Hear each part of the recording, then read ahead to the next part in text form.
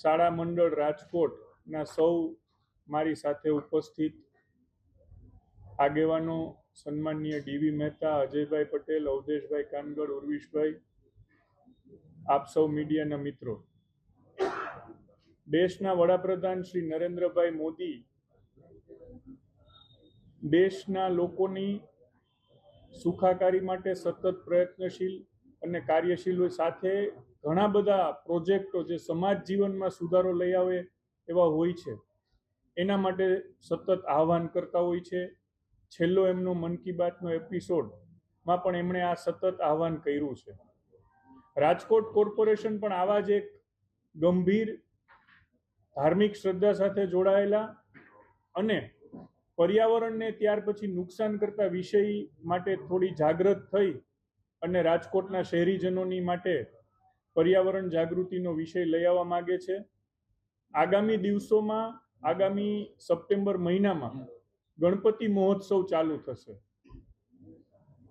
રાજકોટ, ગુજરાત અને સમગ્ર દેશમાં ગણપતિ મહોત્સવ શ્રદ્ધાળુઓ માટે બહુ મોટા ઉત્સવનો વિષય હોય છે.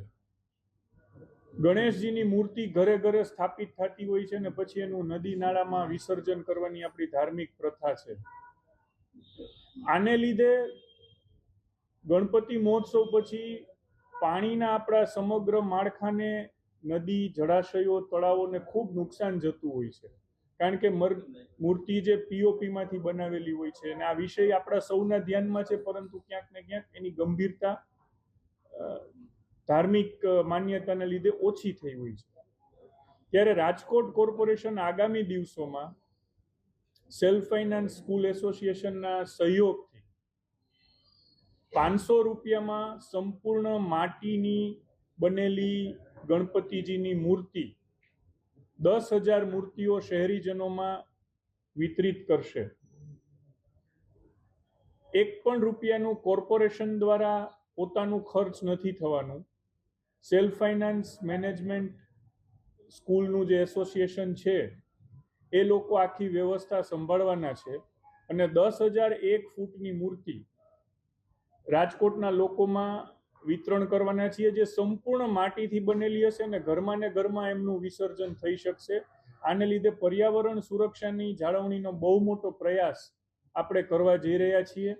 માત્ર 500 રૂપિયાના ટોકન દરે 1 ફૂટની સંપૂર્ણ માટીમાંથી બનેલી મૂર્તિનું વિતરણ રાજકોટ કોર્પોરેશન સેલ્ફ ફાઇનાન્સ શાળા મંડળના સહયોગથી કરવાનું આયોજન કરી રહ્યું છે.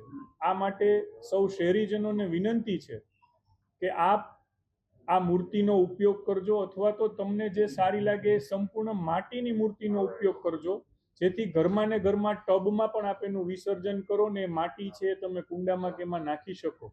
આના જ એક ભાગ રૂપે આપણે ઘરે ઘરે કુંડા વિતરણનો ગઈકાલે કાર્યક્રમ કર્યો છે કે રાજકોટના શહેરીજનોને સંપૂર્ણ ફ્રી રોપા વિતરણ આપણે આપી રહ્યા છીએ અને ખૂબ સારો લોકોમાં એમાં પ્રતિસાદ મળી રહ્યો છે.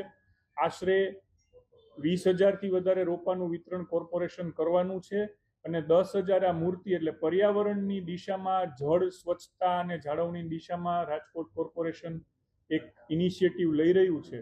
તો સૌ રાજકોટવાસીઓને વિનંતી છે કે આમાં સહકાર આપે અને માટીની મૂર્તિનો પ્રયોગ કરે. આ તકે આમાં ખૂબ સારી રીતે રાજકોટ કોર્પોરેશનને સંપૂર્ણ નિસ્વાર્થ માત્ર લોકોમાં પર્યાવરણ જાગૃતિ આવે એના માટે સ્કૂલ એસોસિએશનના સૌ જવાબદાર હોદ્દેદારો હાજર છે. ત્યારે એક બાળકોમાં પણ નાનપણથી જાગૃતિ આવે કે ના, મારે આ પર્યાવરણ જાળવવાનું છે. એના માટે સ્કૂલે પણ એ લોકો પોતાના ટીચરોને ક્લાસરૂમમાં એક સરસ આના રિલેટેડ લેક્ચર લેવાની વ્યવસ્થા કરી રહ્યા છે અને આ મૂર્તિ વિતરણનો સંપૂર્ણ લોકો પાસેથી પૈસા લઈ અને જે કાંઈ ખર્ચ કરવાનો છે એમની જવાબદારી એમને શિરે લીધી છે. એમને પણ 500 રૂપિયા લોકો પાસેથી લઈ અને મૂર્તિ આપી દેવાની છે.